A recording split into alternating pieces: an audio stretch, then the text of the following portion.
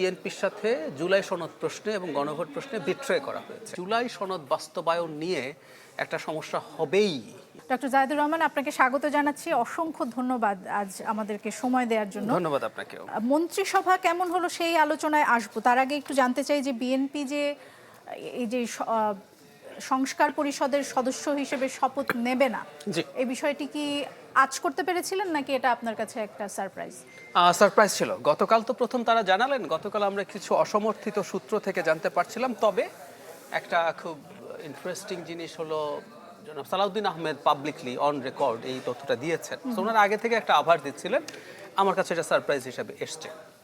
তবে আমি একটা জিনিস অনুমান করছিলাম, সেটা হলো সংসদ অধিবেশন যখন শুরু হবে সংস্কার প্রশ্নে দ্বিমতের জায়গাগুলো তৈরি হবে। কারণ যেভাবে সংস্কার প্রক্রিয়াটাকে চাপিয়ে দেওয়ার চেষ্টা হয়েছে সেটা নিয়ে আমি একেবারেই কনফিডেন্ট ছিলাম। আমি অনেক টকশোতে বলেছি যে আমি সামনে চ্যালেঞ্জ হিসেবে কিন্তু ওটা দেখছিলাম।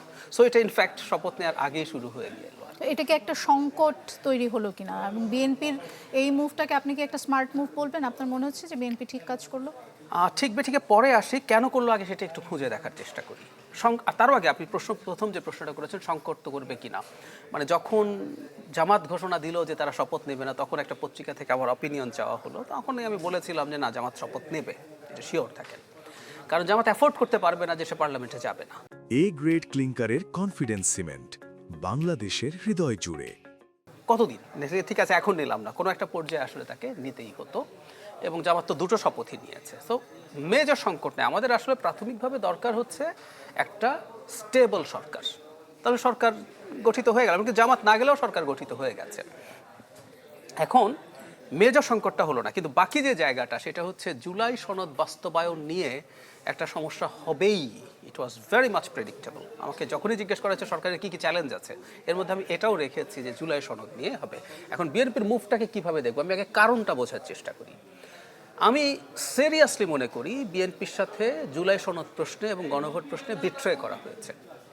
বিএনপি ভালো চেয়েছে না খারাপ চেয়েছে যে ডিফারেন্ট ডিবেট। বিএনপি কতটুকু সংস্কার চেয়েছে, বিএনপি যে সংস্কারগুলো চায়নি, যেগুলোতে তার নোট অফ ডিসেন্ট ছিল কিছু কিছু জায়গায়, সেগুলো ভালো না খারাপ এগুলো নিয়ে আমরা দীর্ঘ তর্ক বিতর্ক করেছি। এবং আমি ব্যক্তিগতভাবে অনেক ক্ষেত্রে মনেও করি বিএনপির অনেক নোট অফ ডিসেন্ট লজিক্যাল না।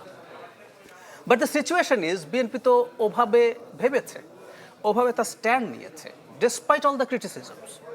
এখন আপনি ঘাড় ধরে একটা চাপিয়ে দিলেন, সে তখন এই জিনিসগুলো নিয়ে নানা রকম ফর্মে চেষ্টা করেছে বলতে, ইঙ্গিতে সামনে একটা নির্বাচন আছে, সে তখন একটু ব্যাকফুটে ছিল।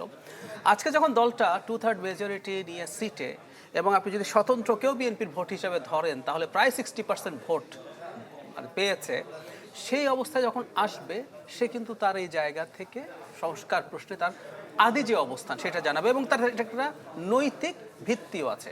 কারণ বিএনপি একদিনের জন্য বলেনি যে আমি আমার নোট অফ ডিসেন্টের বাইরে কিছু করব। এখন করলেন কি, আপনি একটা গণভোট করে, এই গণভোট আমরা ওই টেকনিক্যালিটিসে যদি ঢুকি, এই গণভোট যেভাবে হয়েছে, যা হয়েছে, আদেশ যা হয়েছে, প্রত্যেকটা আসলে লিগালি এবং কনস্টিটিউশনালি কোয়েশ্চেন করা যায়। যদি তা যেয়ে থাকে তাহলে তো সমস্যা রয়ে গেল। এখন সেটাও যদি সরিয়ে রাখি, আপনি ভোটের রেজাল্টটা দিয়ে বলছেন তোমাকে এটা করতেই হবে, তোমার নোট অফ ডিসেন্টার কিছু মানা যাবে না। সো বিএনপি এখন রিটালিয়েট করছে, এটা হলো এক। দুই হচ্ছে, বিএনপি কিন্তু বলেনি যে তারা সংবিধান সংস্কার সভার শপথ নেবেন না।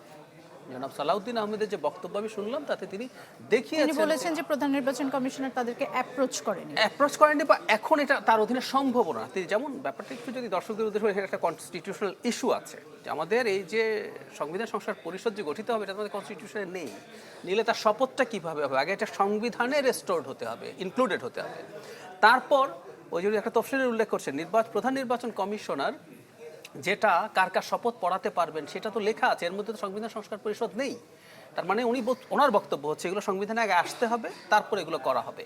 বিপক্ষের যুক্তি হচ্ছে জুলাই সনদের যে আদেশ, বাস্তবায়নের যে আদেশ, তাতে আবার বলা হয়েছে একই ব্যক্তি যিনি পড়ান না কেন তিনি দুটোই পড়াবেন, কিন্তু এটা উনি আদেশে বলছেন, এটা কিন্তু অলরেডি সংবিধানে নেই।